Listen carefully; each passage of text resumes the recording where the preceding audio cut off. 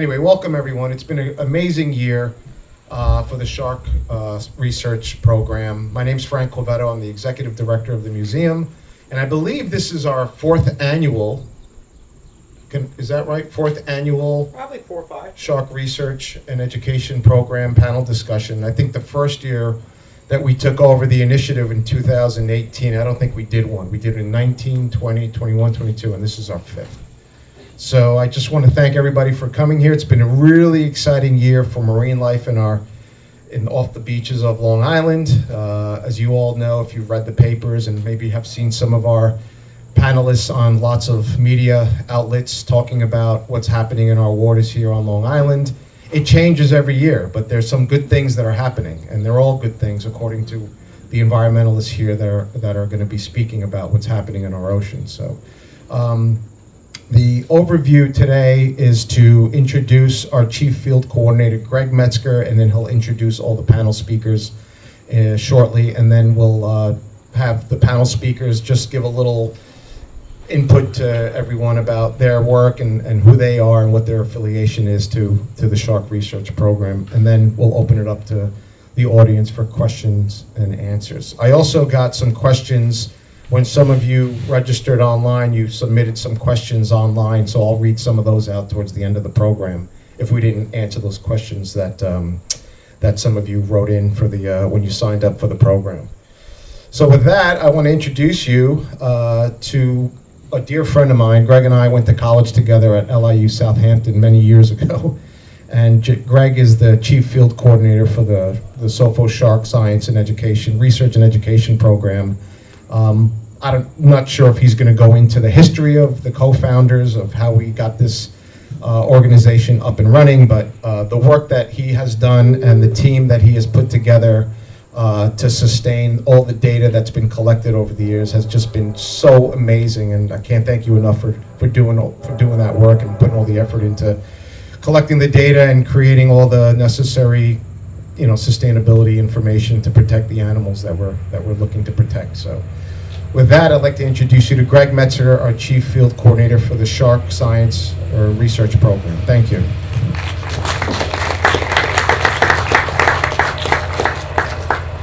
Thank you, Frank. My name is Greg Metzger. I wear many hats here on the East End. The job that pays the bills is I teach marine science and aquaculture at Southampton High School. That schedule allows me to have the time in the summer to go out and conduct the work that we do. But before I go on, it really does take a village to do the work that we do. So if I could have everyone that's here that has participated in the shark work that we're about to talk about just raise their hand. This includes the panel speakers. Thank you. Thank you. So if you could raise them, get your hand up. There, no, not a finger, hand, okay? So you can see there's a significant portion of people that are here that actively are out doing the work that you're about to hear us do. And so, although I'm sort of like the face of the work, it's really the team of people that makes it happen. So I can't do it alone, and I certainly can't do it without all of these people. So thank you. They give up time, effort, energy from their family, they sacrifice. And none of us are paid employees of the museum. So a lot of this work goes on voluntarily. With that said, we had a very successful year again this year. Our shark count is just over 100 sharks that we have scientifically worked up in various ways. I think it's actually 101 according to my count.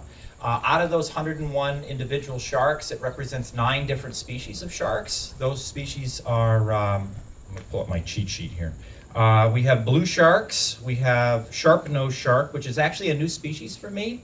I had never caught a sharp-nosed shark here on Long Island, and so that was always neat. We were able to catch the shark. It came to the boat, and I told the crew, I says, I have no idea what shark this is. They're like, what are you talking about? I says, I never saw the shark before. So we took lots of pictures, and the good news is our network really includes some of the world's best shark identification people. And so within actually not a short period of time, even the experts had trouble sort of identifying what that shark was based on some of the conflicting characteristics. But the overall consensus came back sharp-nosed. So that's very cool for me. We have smooth dogfish, the short-fin mako, sandbar, sand tiger, spinner shark, dusky shark, and I think that's it. So blue shark, white shark, smooth dogfish, sandbar, sand tiger, spinner, dusky, and blue shark. Thank you. So there's the 9. What's that? White shark. Oh yeah, did I not say the white shark? We did get a white shark. We have a white shark actually out swimming around there right now. So it's a very, and that's what makes our team so unique, is most research facilities have funding to target a very small handful of sharks, and maybe even just a particular individual species of shark. And so the collaboration, primarily supported by the museum here, allows us to take advantage of every shark that's caught. And so when we catch a shark, regardless of the species, it gets a full scientific workup, which includes blood, muscle biopsies, fin clips, the overall length in various portions along their body, the girth of the individual, and then depending on the size and species, it gets a variety of tags. Acoustic tag, a pop-off satellite tag, or one of the most sophisticated tags that we have as scientists at our disposal is an accelerometer tag. It's kind of like a Fitbit, but with a high definition camera. And so not only do we get the acceleration and direction and temperature and depth, but we also get high definition video from the back of the shark. And so with this suite of tools, we're able to answer the main question for the museum. We have several questions that we're looking to answer from the work that we're doing, and that's what the other panel speakers will speak about. But our work here at the museum is really interested in how are these sharks utilizing Long Island waters while they're here. So the tags that we have collect tremendous amounts of data literally every second for a short period of time. And so when we get that information back, we're able to start to piece what water temperatures do these sharks like, what water depths do these sharks like. We have 9 different species of sharks, and on some days we've caught 4 different species all in the same day, basically in the same spot. And so how is it that you have 4 wildly different species of sharks all utilizing the same space at the same time? How do they partition that out and not compete with each other? Or are they competing with each other? So that's really the work that the SOFO Shark Research and Education Program is doing on the research side. Because we catch so many sharks and so many individuals, we have attracted shark researchers from literally around the country. And so although we take blood, we take fin clips, we take muscle biopsies, that's not necessarily to support the questions that the museum is asking, but that's very valuable information that goes on to support other shark researchers and support their questions. And so we have this animal alongside the vessel, and so let's maximize the science that we can learn from this. And that's where the collaborative effort, and thanks to Stony Brook University, and some of the other universities and organizations that we work with, help to bolster everyone's project. So if we just had the temperature and depth data from a shark, that says a lot of, that's a very powerful tool. But if we start to add in long-term migration movements, which is what the Peterson Lab is able to do, if we start to add in the diet of these sharks, which is what the Peterson Lab is looking to do, if we incorporate the stress levels or the contaminants, which is what some of the other labs do, it helps collectively to build this comprehensive picture. And so the network and the freedom that the museum here has given us to allow these collaborators to come in is really a unique situation. So let's see. So that's sort of what we've done in terms of the field work. The education part for the museum, we've with the negative interactions that happened last year and this year, we get a tremendous amount of attention from the media. And this year we've added inquiries from some lifeguard organizations and from police organizations. There's been a lot of effort that's put into bolstering funding available for visual observations for sharks, which include drones, increased lifeguards, jet skis, boats, helicopters. And from our perspective, being out on the water, understanding and watching these sharks, there's a lot that's being left on the table that should be utilized. All of those techniques are relying on one source of information, and that's visually seeing the shark. Whether you're in a helicopter, on a jet ski, a drone, it all is relying on visual detection. And if you've ever swam in our waters, there's very few days that you can see much more than about this far into the water. And so the sharks, from the preliminary data, because one of the data pieces that we collect is the depth that the sharks are at.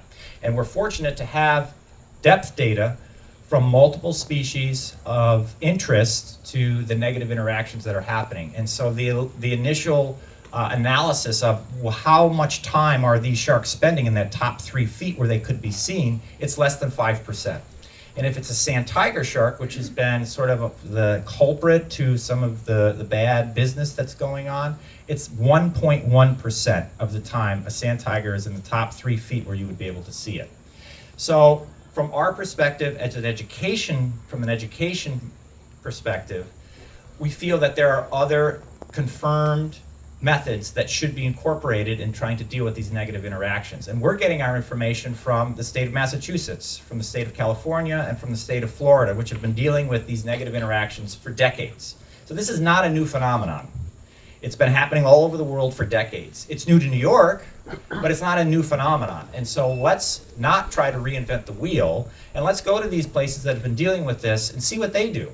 And it comes back to basically 3 things. They don't do anything because it's an inherent risk that you're taking when you enter a wild space. They educate.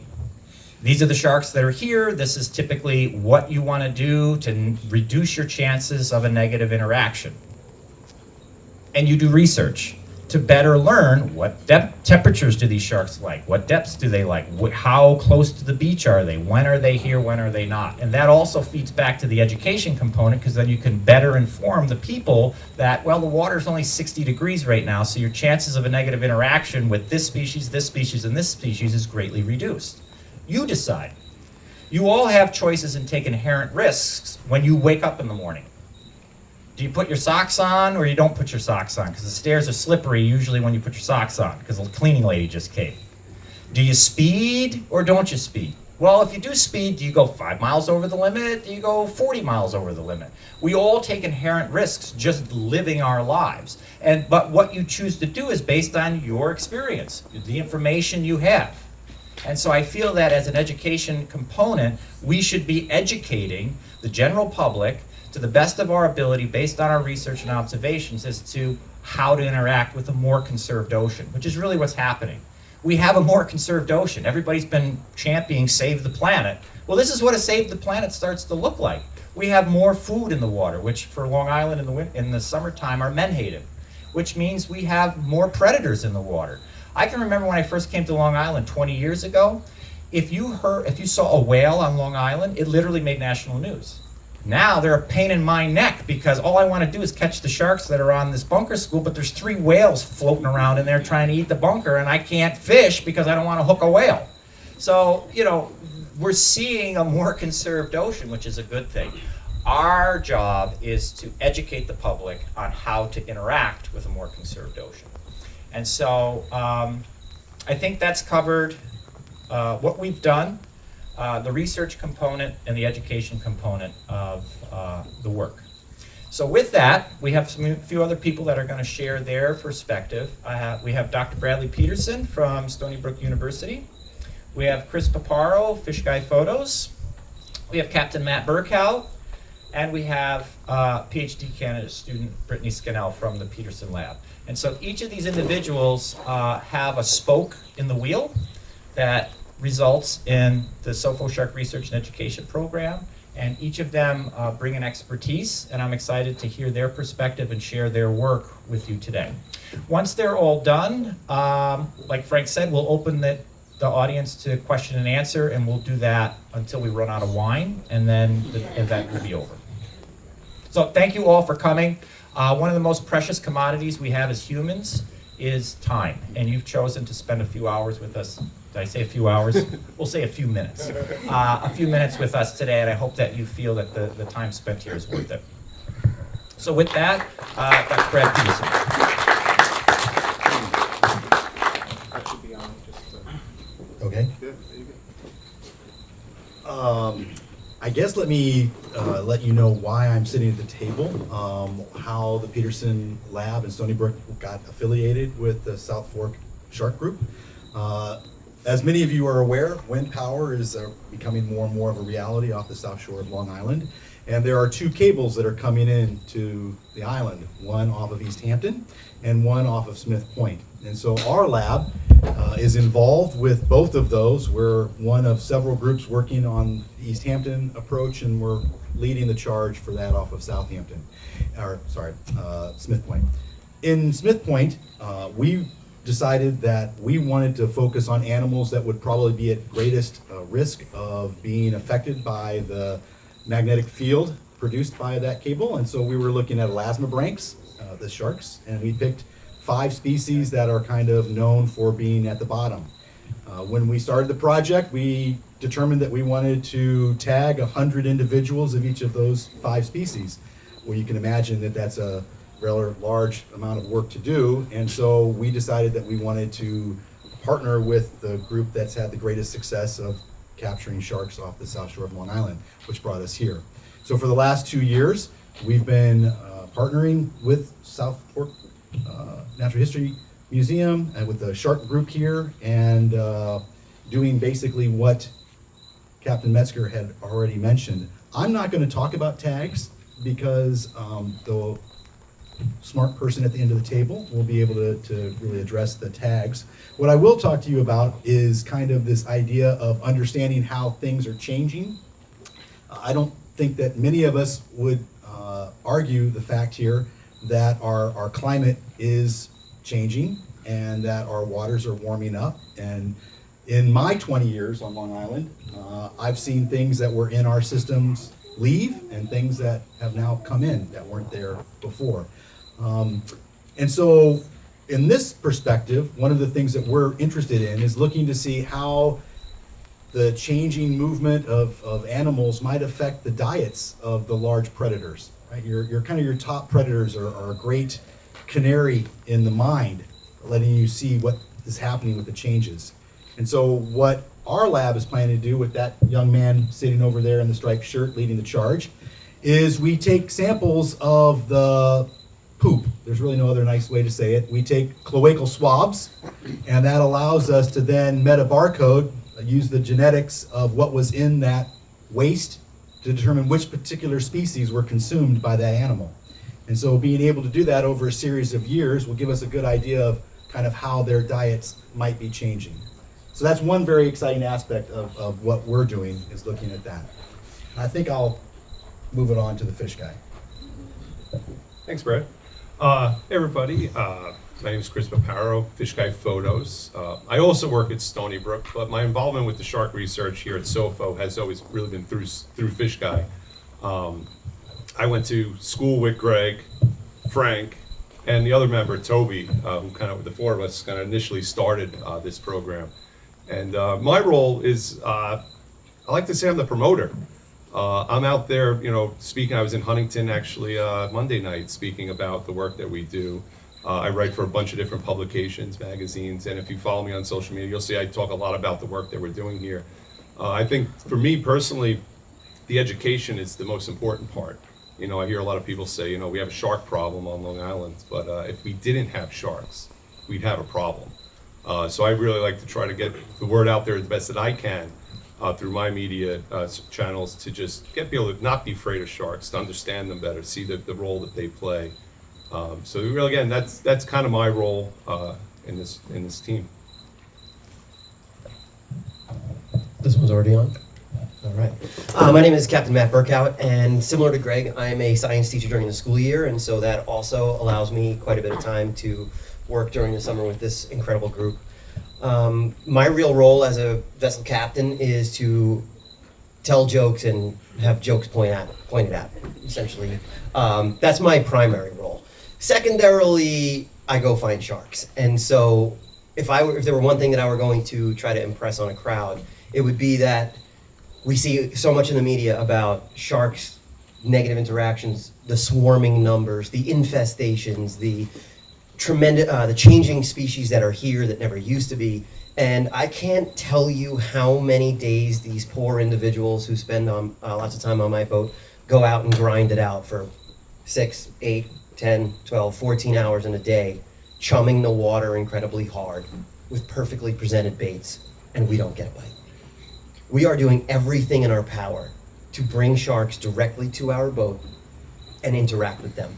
And we often, more often than I'd like to admit, fail at that. And so, along the lines of what Chris is saying, as far as trying to get people not to be scared, I don't really know how to convince them any better than share that little tidbit that we are chumming and fishing for long days and lots of them, and we don't get nearly as many sharks as we hope. On the flip side, when we do get sharks, it is really, really impressive and incredible to see these animals, how they interact with their environment in a much smaller scale than what the study at large is going to show. But some of the behaviors are really mind-blowing. And I might just tell a quick story from last week where the first 8 hours at sea was dead. There really wasn't much. I actually used the phrase, we are in the middle of a desert. It was just absent of life. We didn't see very much. And then all of a sudden, we had a school of spinner sharks show up. We had a dusky shark show up, and things got interesting, and that, of course, makes it fun. And the beauty of that is you kind of get to grease the wheels a little bit, if you like the term, and we kind of get some momentum. And then all of a sudden, out of nowhere, a white shark shows up. And the voracious, aggressive, man-eating animal takes a taste of a bait and disappears. Two quick bites and disappears. Doesn't commit to the bit, won't bite the whole thing. Thank you. And as I learned now, sharks apparently have the second most taste buds in the entire animal kingdom. Thank you, Lucas. I learned that about an hour ago. And disappears. And then the next one shows up and quickly takes a bait, but as soon as it has it in its mouth, decides also not so interested in this. We think we have it on, and it spits a hook and swims away. And the third one does the same thing. And the fourth one that we had within 45 minutes, we finally set a hook. We got it to the boat, we got the tail rope it, and it was just a microcosm of our entire season of trial and error. You slightly refine, and eventually you do get the fish to the boat, and you put a tag on the shark, and we are really looking forward. Captain Metzger mentioned that we've got that thing swimming around right now with a tag on it, and we're really looking forward to getting some data from it. And so I just can't impress upon you how much energy and effort goes into this. Again, not just from the team up here, but from so many of you out there, whether it's clients who found us on the internet and are happy to contribute financially to get a part of the experience, whether it's friends who give up their days off, family members who babysit at home while you are out fishing. Thanks, Mom. And the network has grown tremendously, and you really all are a tremendously integral part of that. Your support, your attention, your willingness to come here and learn something really speaks volumes to your commitment to the environment and what we can learn. And so please take what you hear today, take it with you, share it with as many as you can, and please come back and interact anytime you can. That's it for me. Hello, so my name is Brittany. I am a PhD student in Brad's lab at Stony Brook, and I, along with Lucas and Bree over there, are kind of the in-the-field science group that is, so we're the people taking the blood samples, taking the muscle samples, taking the fin clips, and putting some of these tags on. And so there are a lot of different tags that get put on these sharks. And what we're specifically interested in looking at is looking at where these sharks and when these sharks you hear through acoustic telemetry. So we have these acoustic tags. It works in a pair of a tag and a receiver, which is like a computer. And so we have these tags that we implant internally. So once we bring those sharks to the side of the boat, we place them upside down in something called tonic immobility. So it basically means they're unconscious. And then we do a small surgery. And then we suture the sharks back up, and then we'll go about, take the rest of our samples, and then release the shark. So those tags that we're putting in the sharks, they last 5 years. And what they're doing is they're always emitting this sound signal. So what we've done is we have arrays of these receivers that are always listening for these tags. We have over 120 across the South Shore of Long Island, and that's just our lab. There are other labs in Stony Brook that also have receivers out there. So, between the three of us, we probably have over 300 receivers looking for these tag sharks across the island. And they have temperature and depth. So that kind of allows us to pinpoint when one of these receivers hears a tag, where and when that shark was. So it kind of acts like a toll booth. You drive through the toll booth, there's a mark of where that shark was at a distinct point.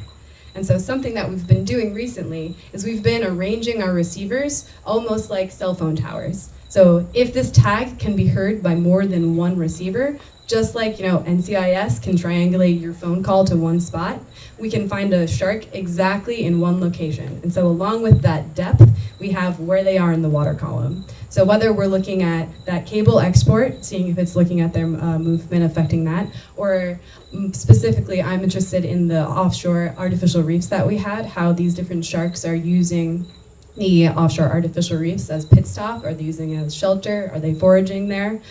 Basically, we're using that information to see how sharks are using all of the space that we have off the shore of Long Island and how that is changing.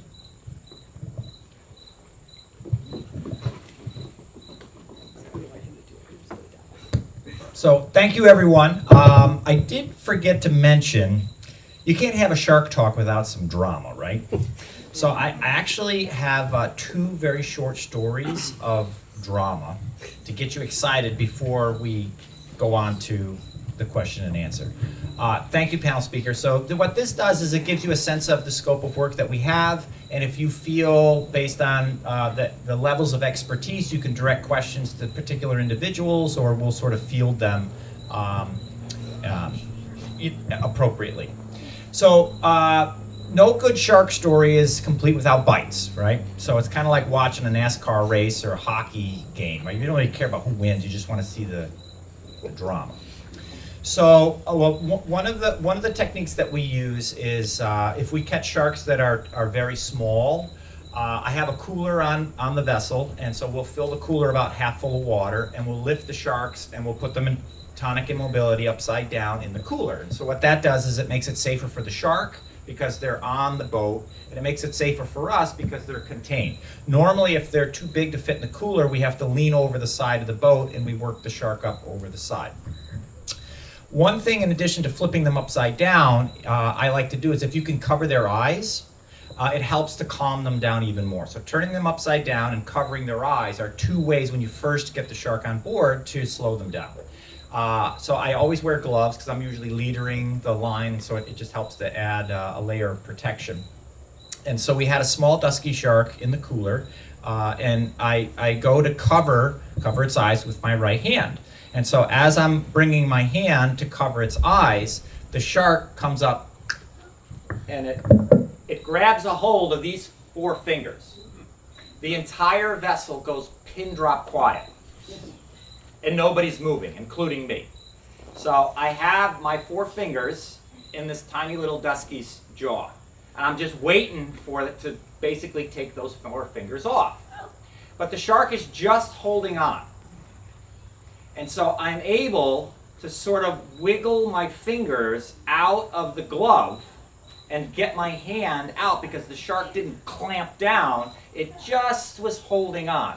But there was one end of the tooth sticking through. So I have a scar from that small dusky shark, but I still have all of my fingers. I may or may not have pictures if you come up to me after. Oh, there's pictures? There are pictures. All right. So then the real drama story. All right. So I don't know if any of you have noticed maybe my shirt. Yeah.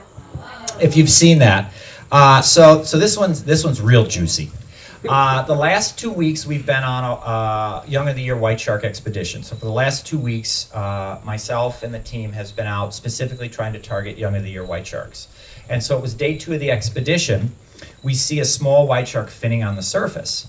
And so Matt's boat happened to be there, and they sort of pushed the shark towards me. So I flip it a bait, and we're lucky enough that it takes the bait. And now I've got this baby white shark hooked. So it's the second day of the expedition. We've got our first baby white shark hooked. And what happened was it rolled, and the leader it was wrapped around the leader, which was great, because when the sharks get wrapped, they generally chill out. And so I'm reeling it in, basically backwards. This is also excellent because we need to get the tail, and we need to get a rope around its tail, which will guarantee, for the most part, that it's not getting away. So here comes the shark, here comes the shark, here comes the shark. Well, as it gets close to the back of the vessel, it starts flopping and kicking. Well, the only thing that I had access to was really its pectoral fin, so basically one of its arms. So I give the fishing pole to one of the crewmen, and I grab a hold of the pectoral fin. So I got a death grip on this pectoral fin because it's the first white shark that's of the expedition. Well, these baby white sharks are scrappy, and they definitely do not like to have an alien abduction, which is what I equate what we do to them. So the shark is trying to bite me. So it's turning to try and bite me. The good news is the boat was in the way. So it's trying to bite me, but it keeps hitting the boat. I have excellent bite marks on the back of my vessel, which will always be there. But after about the third or fourth time, and it's wiggling, and the crew is trying to get the tail rope to be able to get it wrapped, because this is not what we normally practice, but we got our first baby white shark. After about the third or fourth attempt, I see its mouth is coming literally for my forearm. So I had to let it go. So the shark takes off. We still had it hooked, but it was only hooked in the skin on the outside of its jaw. So even though I was very carefully trying to work it up, the hook ended up pulling out. We lost the white shark. Okay, so we get reset up. I'm sitting back on the roof, and it's about an hour later, and so I'm like, as Matt had indicated, just like waiting for something to happen, and I happened to notice my shirt was shredded. So I was like, oh man, I said, that shark was a lot closer than I thought. In real time, I just saw it coming and I let it go. But clearly, it was really, really close as it bit my shirt. So we're looking at it, we're like, oh man, that's great. Well, there was some blood here. So they're like, well, did it get you? I'm like, no, I feel fine. I said, it must be bunker, because the menhaden, and sometimes the bunker get a little bloody, you get destroyed with bunker blood. I was like, nah, it's just bunker. So I went home to take a shower. So I take my shirt off to take a shower, and I was like, whoa. I literally have a scar right there from that baby white shark tooth. So I was literally millimeters away from ending a 2-week expedition quite early. Everybody was very thankful and surprised that I actually let the shark go. Because when you hire me to do a job, pretty much I'm going to do anything to get it done. But I thought a tourniquet and a very pissed off wife is probably not worth, and I let the shark go. But I need this arm, and I'm right-handed. So there you go. So there's a couple of drama stories from the field this year. So with that, I think we'll open the floor to questions and answers, and hopefully you enjoyed your time so far. Just by a show of hands, how many people have questions? All right, so we're good. All right, let's go here first, okay?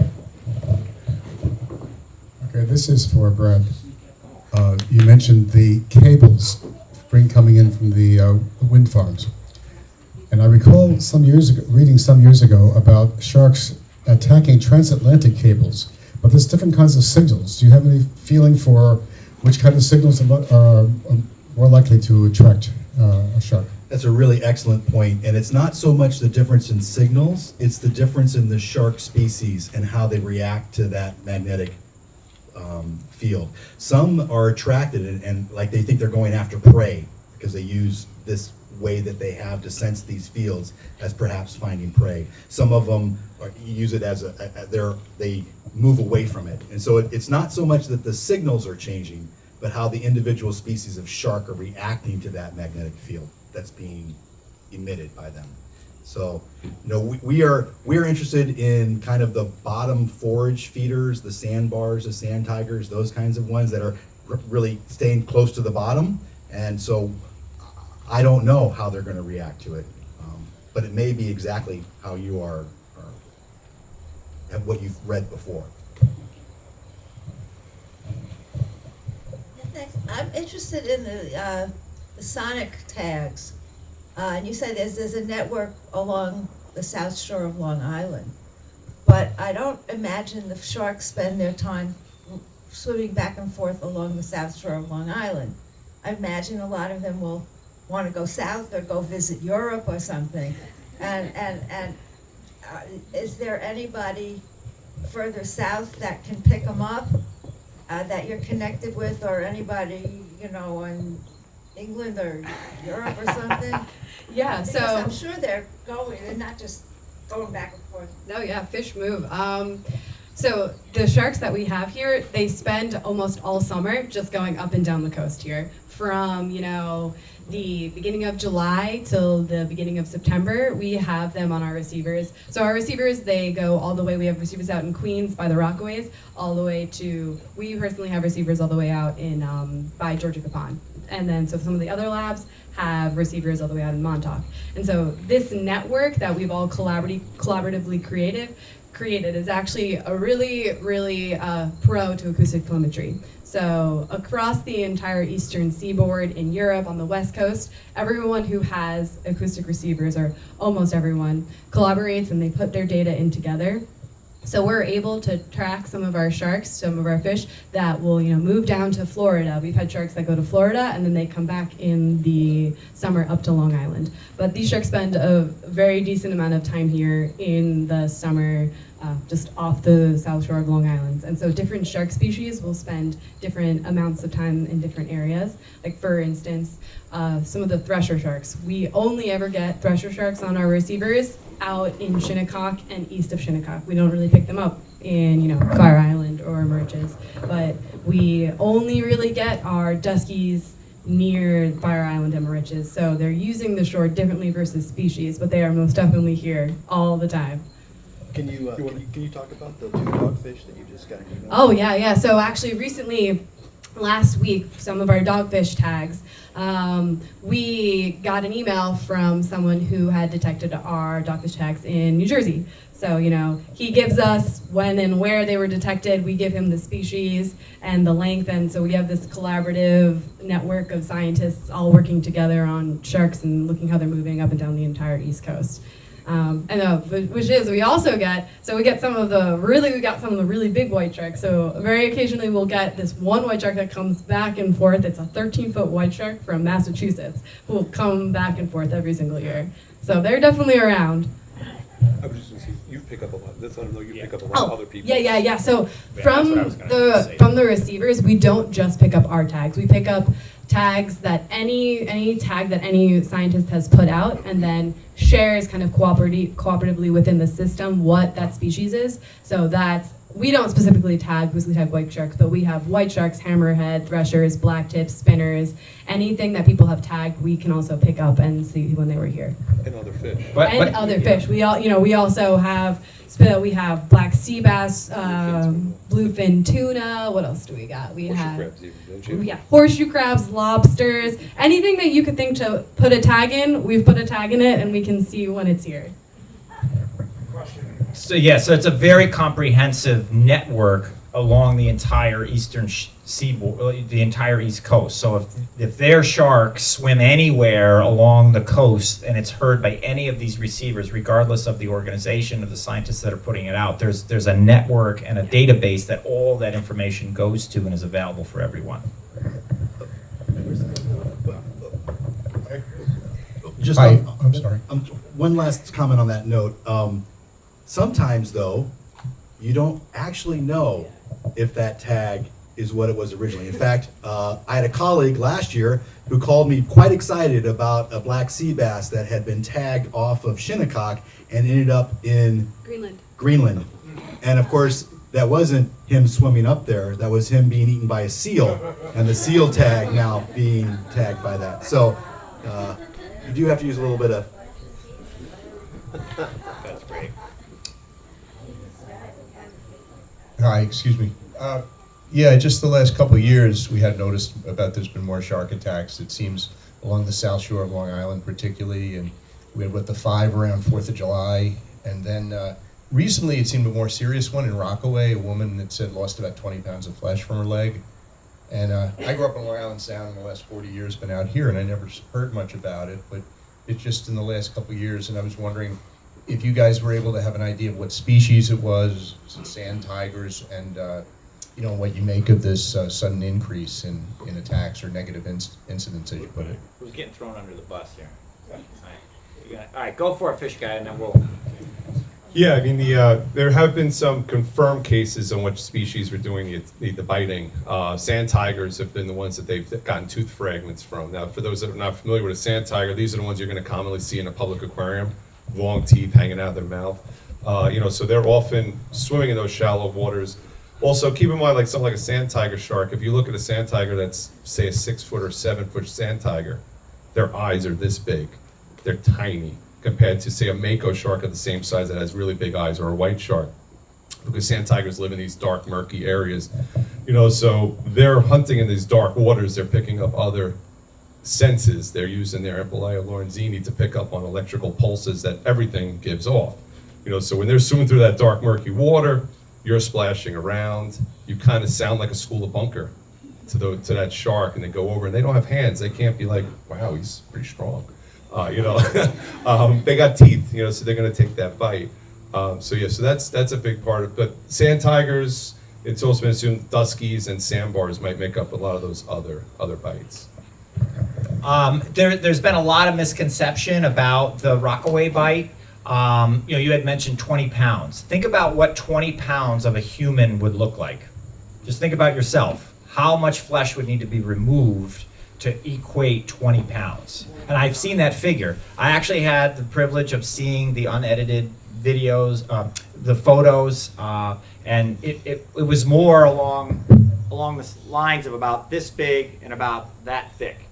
They actually recovered the piece. So the shark did remove that piece, but did not consume it because they found it floating up on the beach. So I think this is I don't know how much of that is shared, but I think it's, for this audience, very compelling to know that that shark did not intend to eat the person. It literally removed the piece of flesh and spit it out. These sharks are not here to eat us. These are not attacks. Animals attack for two reasons: to defend themselves or others, and to eat.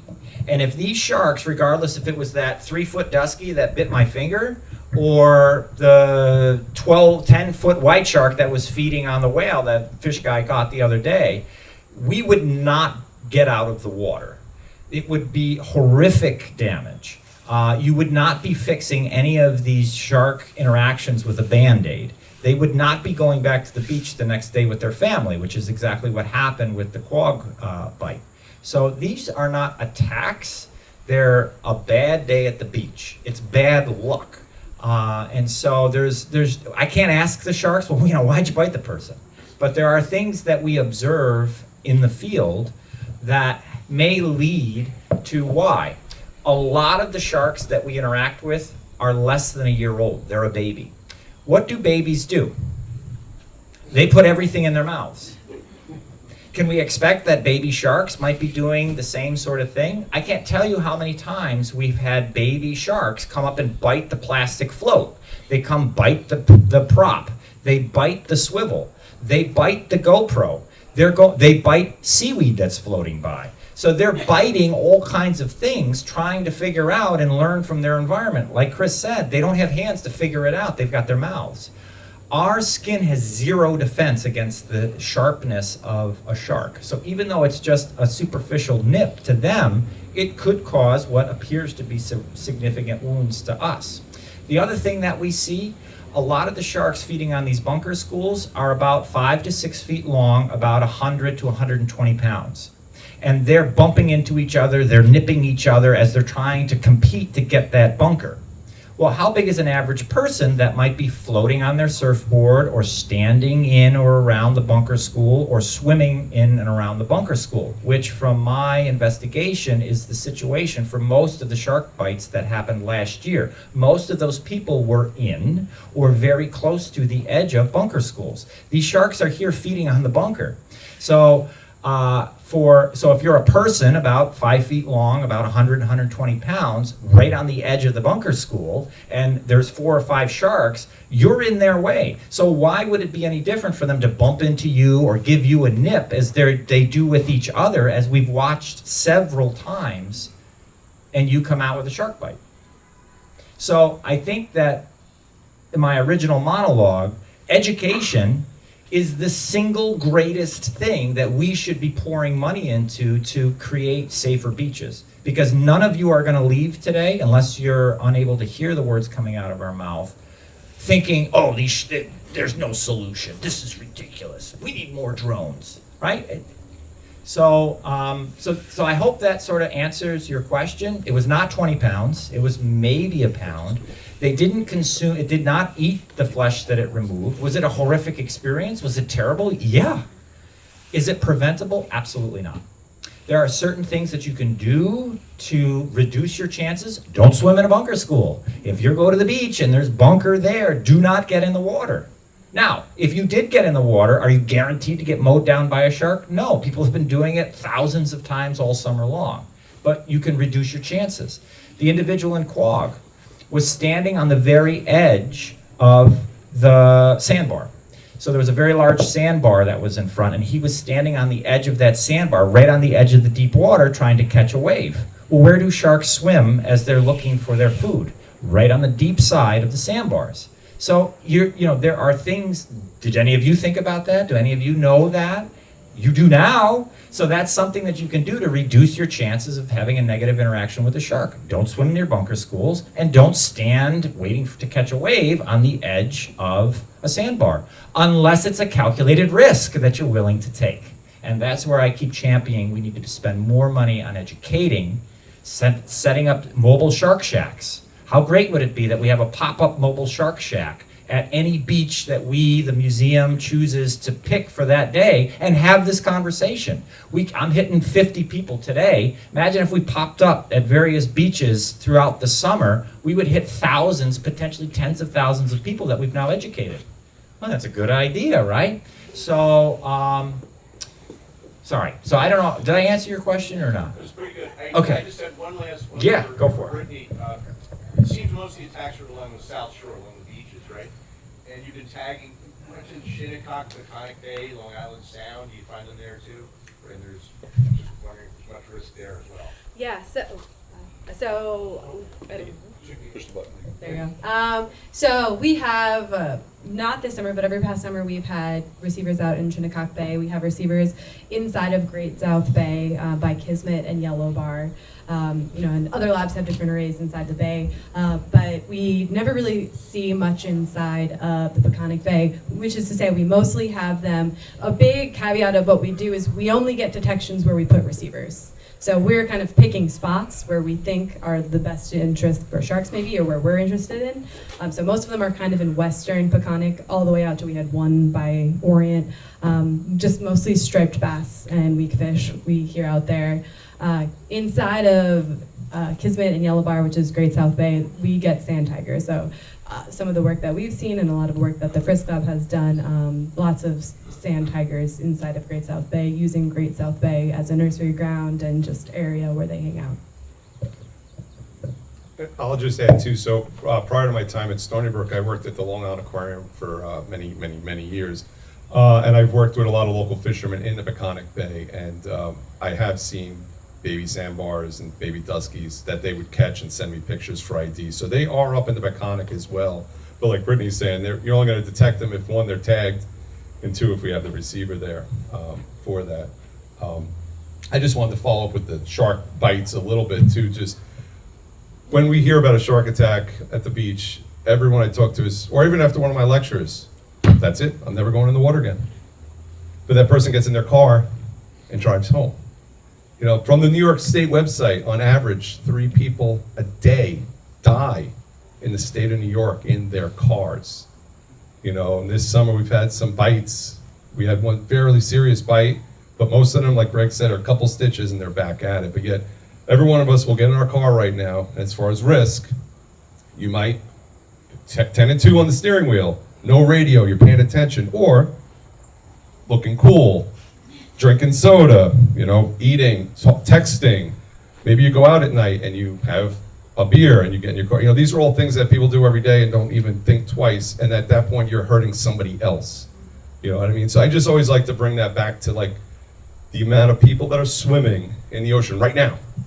hopefully there's nothing, Yeah, right hopefully now. nothing happening. Hopefully nothing right now, but what I'm saying is every day there's thousands of people in the water in the summertime, and we're hearing 5 or 6 bites for the summer. So just something to keep on that. You started off your question with why are there more sharks now, right? And I think that there's two things to realize. One is that over the last decade, there are more menhaden in our waters off the South Shore than there were a decade ago. I've gotten a lot of trouble saying that their population has increased. All I can tell you is there's more out there than there were a decade ago. The other thing is we've got more eyes looking for sharks for the last 2 years than probably ever, right? We've got more drones, more helicopters, and sure, they're taking pictures, they're seeing lots of sharks, but I don't think there's any more sharks this year than there were last year, right? I think so you gotta kind of tease apart, yeah, there's more sharks because there's more prey. I think that's absolutely true. But I think that the amount of effort to see things has also increased our perception that there are more sharks this year than there were last year or perhaps the year before. In social media. And just the last sort of follow-up based on our time on the water. So almost all of July, our team is spending fishing out of Fire Island, trying to target the bunker schools to catch the species of sharks that are interested for the Peterson lab. We had, in last year, all of the menhaden were right on the beach. We were fishing less than a mile off the beach because that's where the menhaden were. This year, we couldn't find menhaden until 4th of July weekend, when they all showed up right on the beach. After the 4th of July weekend, we found them 8 miles offshore. So 4th of July, you have all of the menhaden, which are going to bring the sharks, and you have millions of people that are entering the water. Sharks and people have to be in the same spot at the same time in order to have a bad day. Prior to the 4th of July, the menhaden were offshore. After the 4th of July, and from the remainder of the summer, the menhaden were offshore. What happened to shark bites? I can't ask the sharks, but if it looks like a duck and quacks like a duck, it might be a duck. Are the sharks still along the South Shore even though the menhaden are off? Yeah, but a majority of those sharks would be targeting the menhaden 8 miles offshore. So you're removing a significant population of sharks chasing the menhaden offshore that would have been on the beach if the menhaden were there. So again, it's education. It's what we see. I can't say definitively that that's the deal, but if it looks like a duck and quacks like a duck. Yeah, the bunker, he was talking about Fire Island. For those that know me, I spent a lot of time on the South Fork out in Shinnecock. I didn't see any menhaden until July 4th weekend either out here. And for those that follow knew that the osprey nest that I have at the college, the chicks all died this year because there were no bunker. The bunker did not show up in time for a lot of different birds and stuff too. So yeah, it wasn't just off of Fire Island. That same thing was happening out here. I have a kind of a story in the question, I guess. So I have a boat in Noyak Bay, which is part of the Peconic system. And so I go out there and I go do a little fishing. I usually throw everything back. So one day, it's August, beautiful August day, and I'm taking my nephew on the boat, and we're gonna go fishing. And so the kid says to me, "Are there any sharks here?" And I said, "Nah, there are no sharks here. There are no sharks around here." Sure enough, we ended up catching a few sand sharks right in the Noyak Bay, Peconic region. When I was a kid, we used to catch sand sharks in Huntington. I'm from Huntington. So that's like a dogfish. It's a type of shark, right? A smooth sand dogfish. shark or something like that? Smooth dogfish is the sort of most accepted common name. Smooth dog. So anyway, they're obviously in the Peconic because that's where they were like 1.5 to 2 feet long, typically, and I've got a number of them. Yep. I throw everything back. Then I go buy some food, buy fish from the fishermen. Exactly. Question? Hi.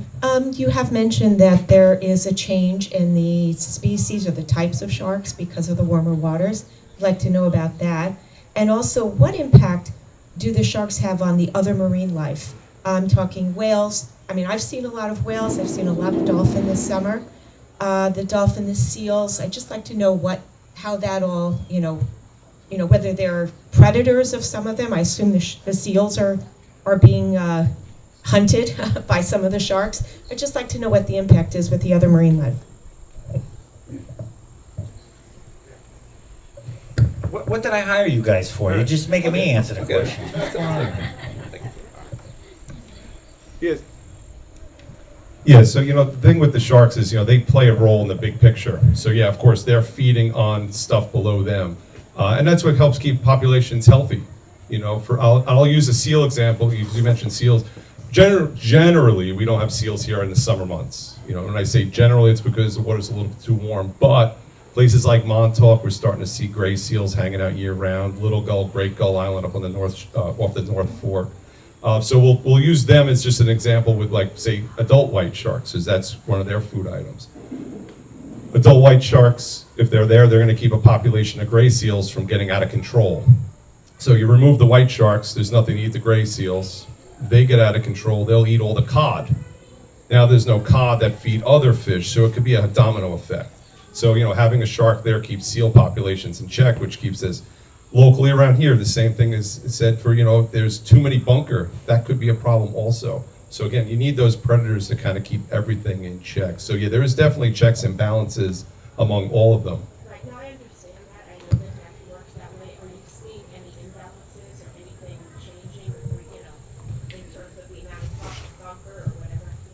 Yeah, so the increase in menhaden, there were some changes to the fisheries of menhaden in recent years. And because menhaden are able to reproduce every year very quickly, a change one year can literally be seen on the water within a year or two. And so that's what we're seeing, is there was a reduction in the amount of bunker that could be harvested. And so we're seeing an increase in the number of bunker. And predators follow the prey. So 2 years ago was the first time I had ever seen a spinner shark and a black tip shark. I had no idea what they were. And is that historic? No. There are, if you go back into records, there have been spinner sharks and black tips caught in New York waters. What is historic, I think, seems to be working out is the numbers that are here. And it's not necessarily climate change that's driving the sharks here. It's just that it's worth it for the sharks to swim from South Carolina and Florida to Long Island to take advantage of all the food that's here. So the changes that we're seeing in species, climate change is not the major driver as far as we can tell right now. It's really just predators following the prey. And as far as including some of the other species like whales and dolphins and that sort of stuff, the shark species that we have right here in Long Island waters are not directly going to be feeding on whales and dolphins unless they're dead. And at that, it would really probably only be larger white sharks that happen to be in this area that are feeding on them. Really, it would just be direct competition. So the sharks are feeding on the menhaden, the dolphin are feeding on the menhaden, the osprey are feeding on the menhaden, the whales are feeding on the menhaden. So they're really sort of competing with each other. The good news is there are plenty of menhaden, and everybody gets a full belly at the end of the day, as far as we can tell.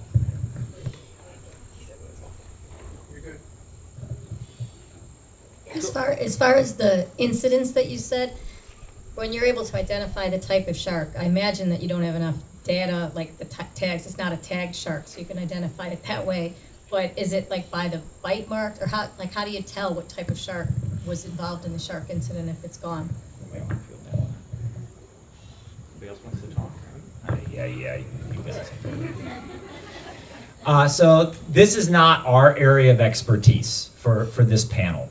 The good news is those experts are in our network. And so that's where we're able to get our information from. So we are not really making determinations in terms of that, but we have access to that information, which allows us to share with crowds where appropriate.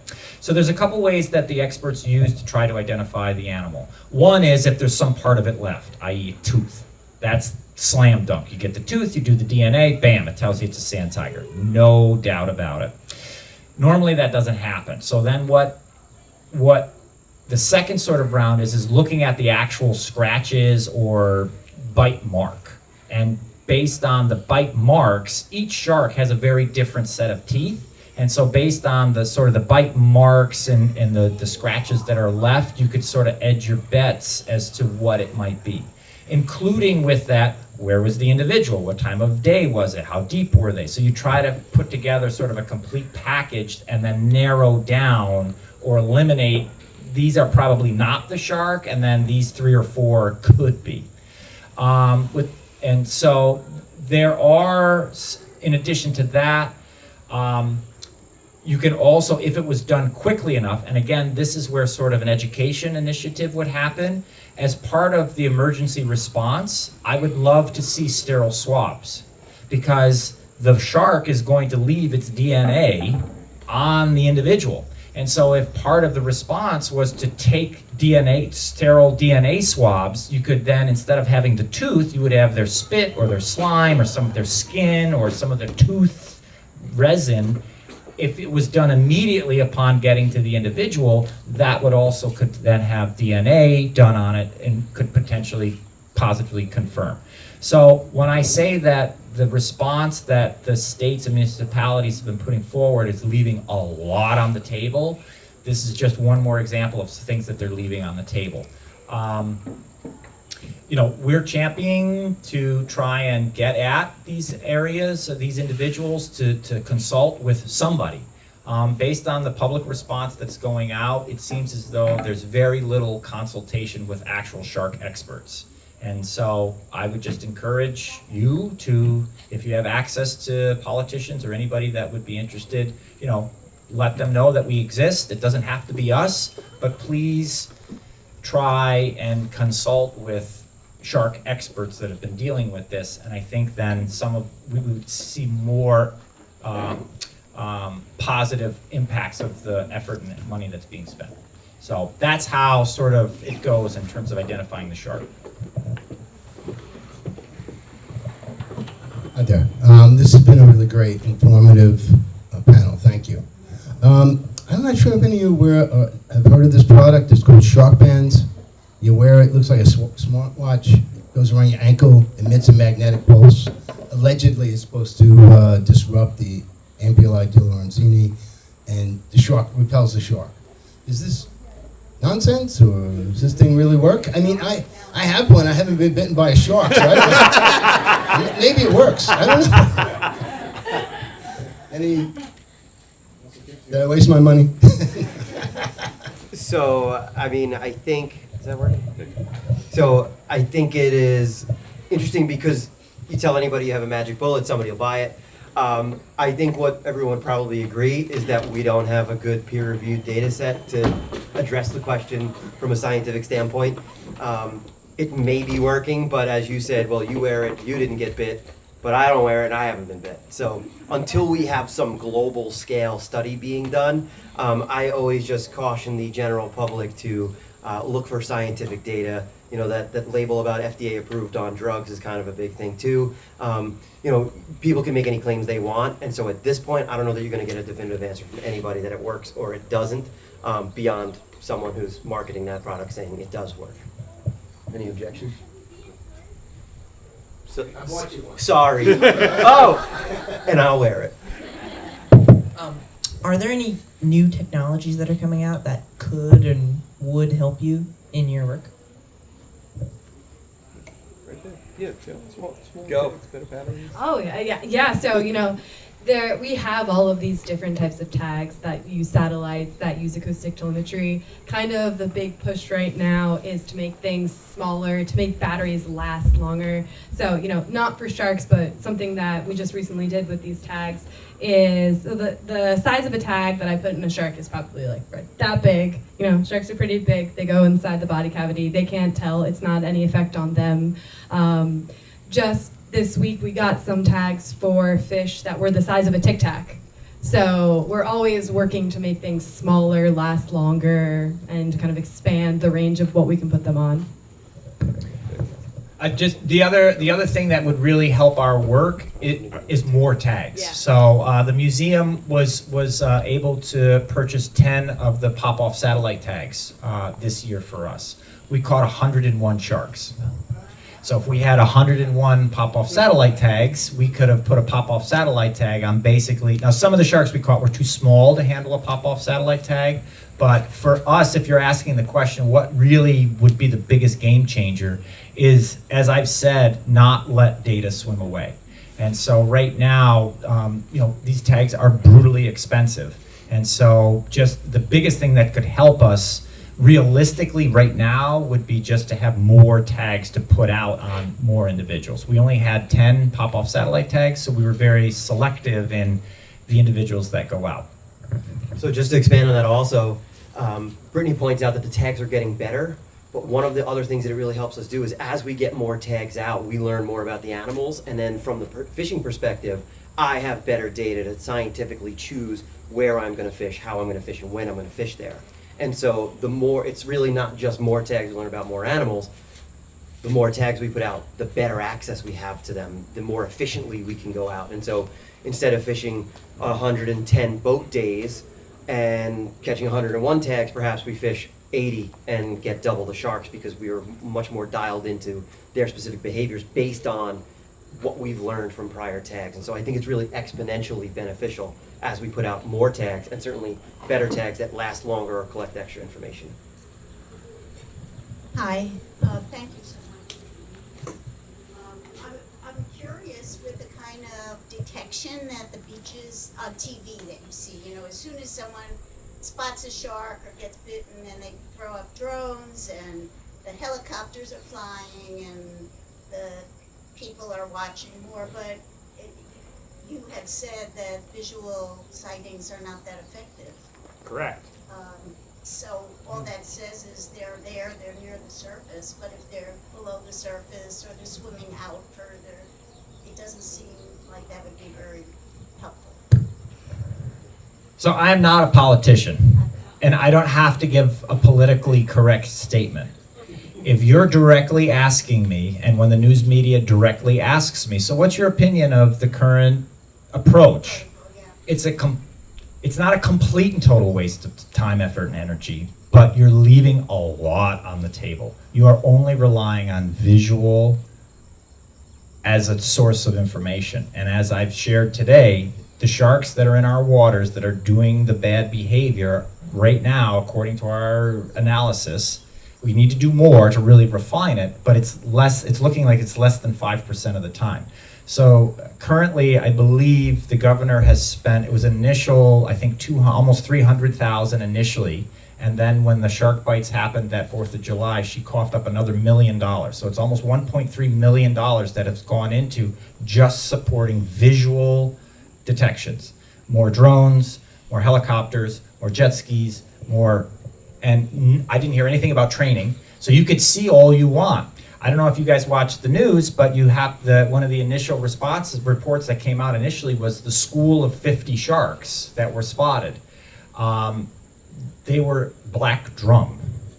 And that literally went around the world.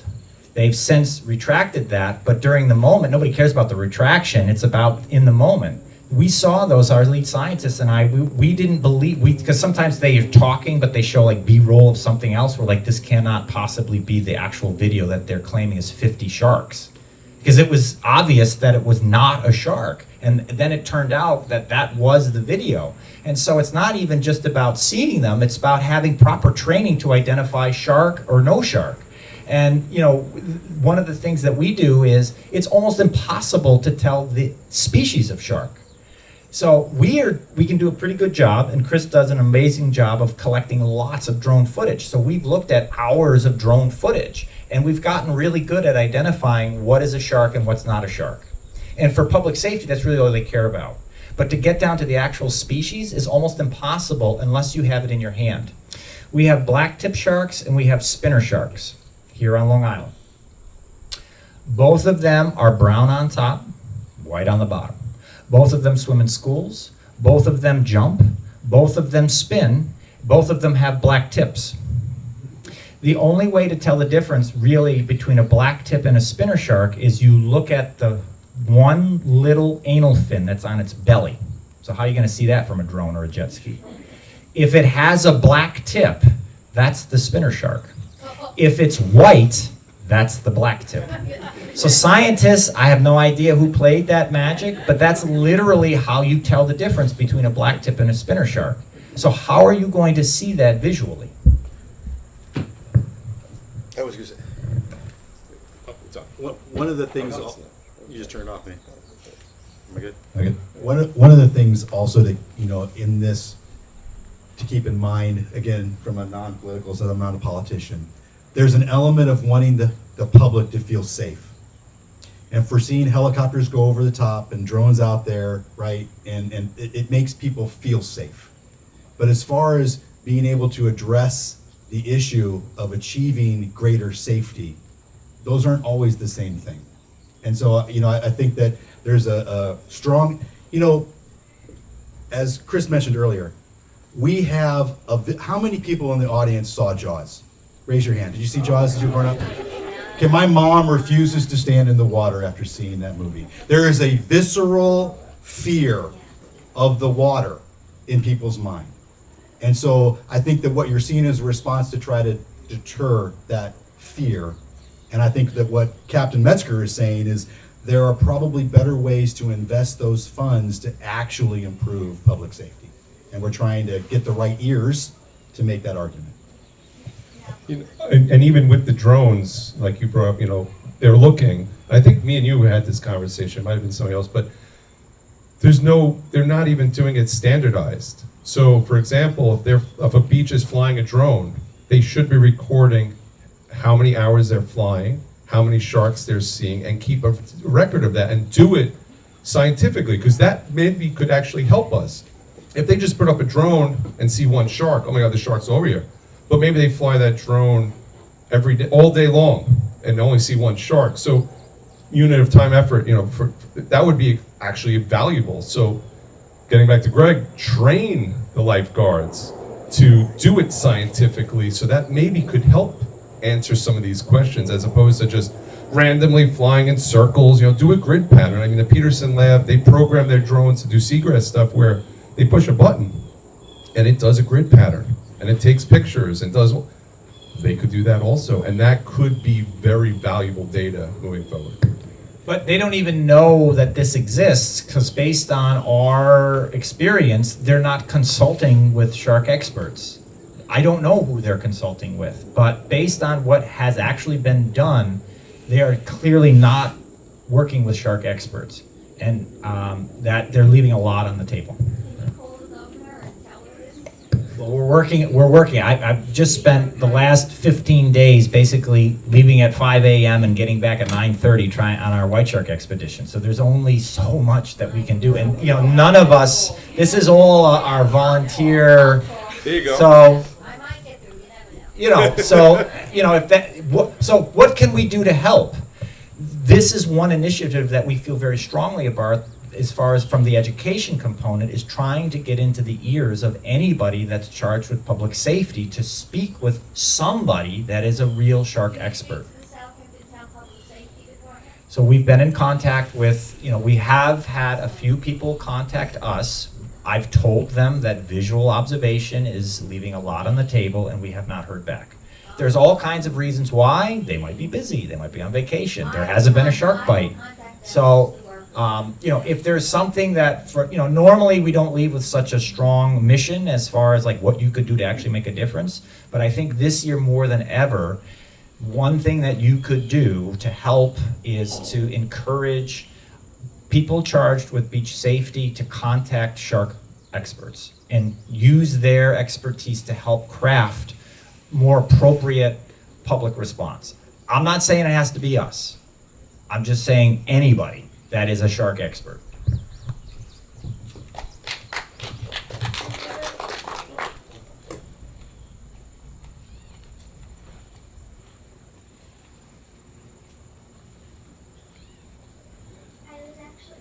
I can just. Yeah, you go. Go loud. Go loud. Yeah, I'm loud enough. I'm just interested. Is there any species that looks like a shark, but it's not? Ooh. Oh, you. I've just always wondered that. No, you are 100% right. So she asked, is there anything out there that looks like a shark but's not a shark? So my friends, and I'm going to use air quotes here, there he is right there. A couple years ago I was flying, this was before spinner sharks were a thing. My teacher friends, they're off all summer. I'm just, a little side story here. I am working my butt off all summer. That's my busy time. We were talking about this earlier. So Tumbleweed Tuesday, when they all go back to school, I take off and I go fishing. And I was catching these fish known as false albacore, little tunny. And they're a little tuna, they're about 2 feet long. And I caught a whole bunch of them. It was a gorgeous, calm day, and I said, I want to see what it looks like with the drone. So I put the drone up. And I'm watching these fish eat little tiny fish we call it rain bait, this little tiny stuff. And all of a sudden, 10 sharks come out of nowhere and start feeding on this little tiny fish. And I'm freaking out. I'm so excited because I got sharks on the drone. And I call these guys to tell them, and they tell me, those aren't sharks, those are cobia. What's cobia?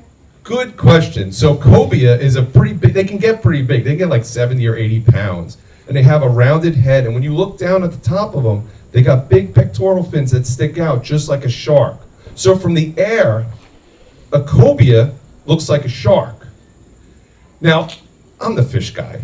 I know my fish. And I'm like, I send them a clip of the video, and they're like, nice video, excellent video, but those are just cobia. And my heart was broken.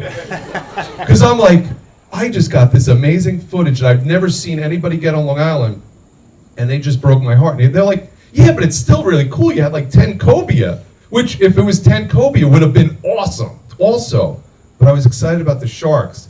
Him and Toby, the other friend of mine, Our lead scientist for the SOFO shark team. yeah, they had me going for, I don't know, 4 or 5 hours.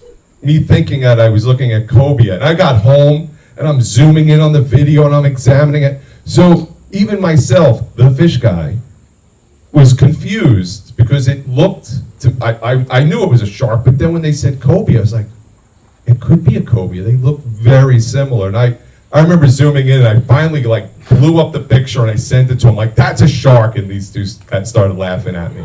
And I was thinking, like, we got you. I'm like, so yeah, so there were several fish. I had video of a bluefin tuna, which it was a 400-pound tuna swimming with dolphin out here. And I didn't see it until I got home on the screen. And I thought it was a white shark at first. And I was so excited until I zoomed in, and I was like, oh, you could see the little finlets on its back that said, oh, that's a tuna, not a shark. So yeah, that's like what Greg was saying. A lot of times, how is a lifeguard sitting in a stand going to be out there and say, oh, there's a shark in a blink of an eye because you just see it come up? Maybe it was a cobia, maybe it was a tuna, maybe it was a black drum. So yeah, good. That was a great question. There are also sharks that don't look like sharks too. So this little girl down here, I'm sorry, this young lady over here, who is a PhD candidate, very smart, is about ready to go over to Saudi Arabia to tag guitar fish that are sharks, but they don't really look like that. Yeah, they're super cool. Yeah, so what a guitar fish looks like is, so you think of your normal fish, and then you think of like a ray, stingrays. It's kind of like you mash them together. So they're flat and they swim on the bottom, and then they have these wide angled heads, and they're the same elasmobranch, but they're they're elasmobranch. So yeah. So Guitar fish. They're guitar fish. Yeah. Google. Angel sharks. Yeah. So we have flat sharks, lots of flat sharks. Angel shark. That's really cool. Yeah. I've only ever seen. I Shark. actually only once pet a shark and once dissected one. So I've pretty much I don't have for a child I have experience. As like a real adult, I don't have very much experience with sharks, so I've never really seen that. Well, maybe you'll be sitting in Brittany's seat in a few One day. years. Yeah. And maybe I never saw a shark. Maybe it was cobias. There you go. Never know. Awesome. And they were smaller than average sharks. Maybe it was a dogfish. Who knows? Dogfish are sharks. Don't let anyone here tell you that. I know. Go ahead. Has Jaws been the movie that's really changed people's perspective on sharks? The single movie? I think so. Yes. Sharknado. Sharknado didn't do it for you? So yeah, we actually the White Shark Expedition allowed us to amass a really powerful shark team, and I was lucky enough to have them stay at my house as well as being out on the boat. And so we went through lots and lots of conversations, and Jaws has been used as a source of demonizing sharks, and the team that I was with had really opened up a whole nother door, which actually inspired sharks and shark researchers. And so there were lots of people sitting at the table, not only personally, but then could tell stories of other people that were shark biologists that were inspired by that movie. They saw Matt Hooper as like, wow, that's a real job. Like I could do that. I could go out and do that. And so there's two sort of doors. One is that Jaws, as Dr. Peterson earlier, alluded to, scared the crap out of people that will never go in the water and have this inherent visceral fear of sharks. But then there's a whole other door that opened that inspired tremendous generations of shark researchers, which have gone on to save and learn about sharks. Peter Benchley, the author of Jaws, later in his life regretted what had happened, and he and his wife, now his widow, have been very active in conservation of sharks, kind of trying to make up for the damage that he had done with that book. Thank you for that. Any other questions from the audience? One more, and then I got to read a couple of questions that were submitted online. So, the author of that, of the writer of Jaws, whatever, he actually regretted it. So that means he wasn't against sharks at all. From the movie, it seemed like he was kind of against sharks. So his perspective must have changed somehow. Yeah. Okay, so we had some online registration questions. So this could be directed to any of the panel speakers, whoever wants to take these questions. It's only a couple. What is the most common juvenile shark in our waters?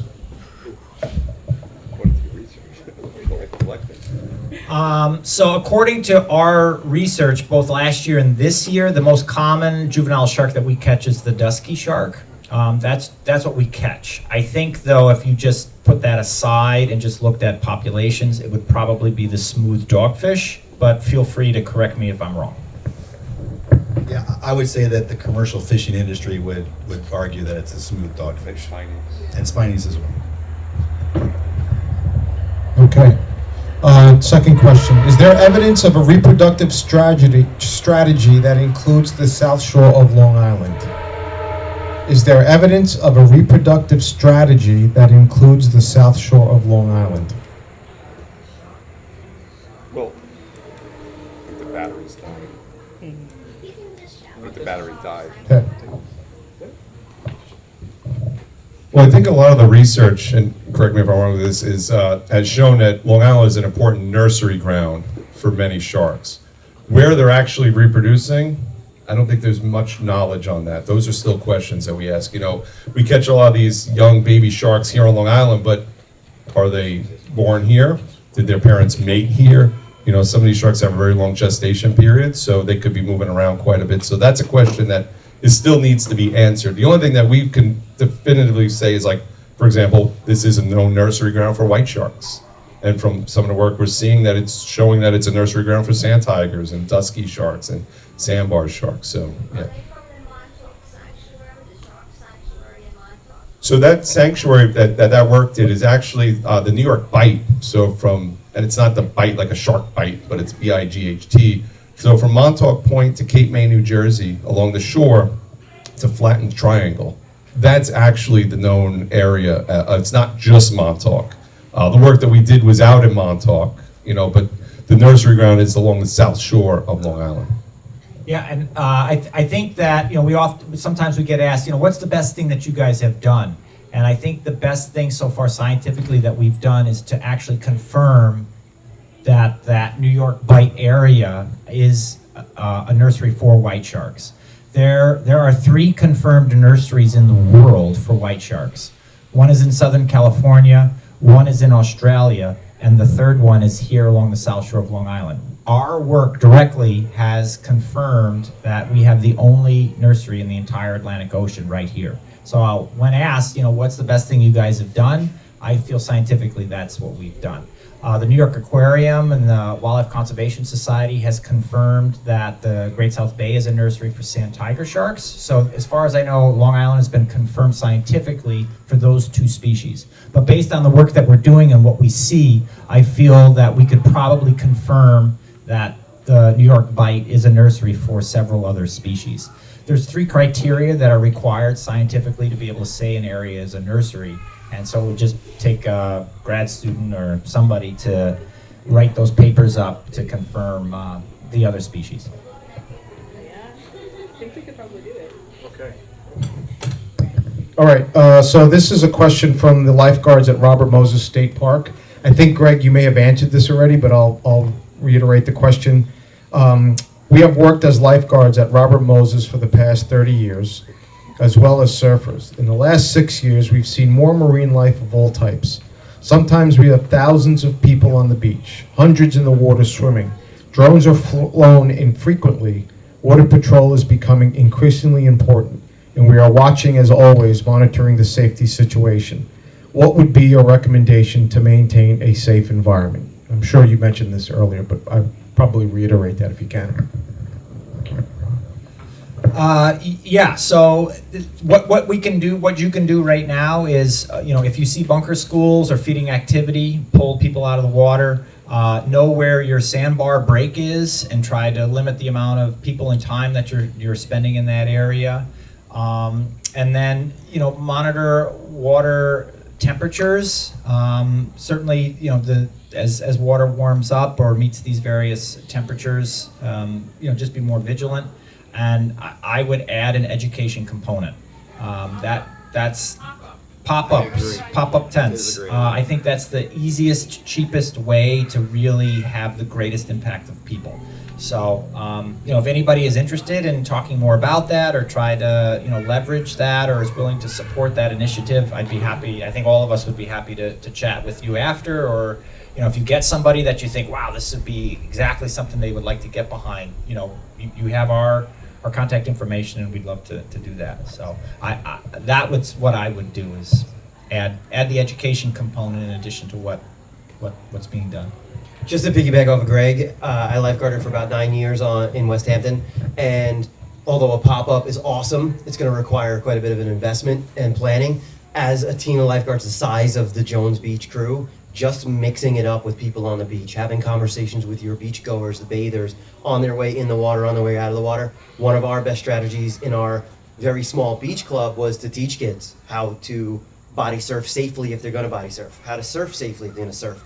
And so our day-to-day interactions were really powerful in preventing bad things from happening, so that there were fewer instances where we had to go to full rescue mode. And so with a team that size, obviously being out and interacting with people regularly, I know how exhausting it is to stare at the water for hours, both from that job and fishing.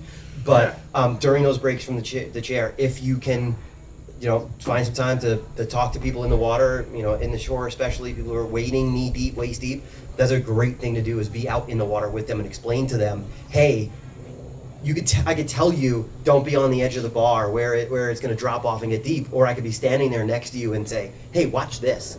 We're going to go in and it's going to be shallow, shallow, shallow, but right here it's going to drop off. This is a spot I might not swim if I were you. And that really, in the one-to-one, is powerful. Okay. We're good? I'm good. You did my job, my friend. You're asking for financial support to continue the mission, and I appreciate that. Pop-up tents and satellite tags are not free, and these guys do this work voluntarily, so I can't tell you how much I appreciate all your efforts, and continue the good work, and I appreciate everybody for coming out today to listen to these very, very experienced, informative biologists. Thank you.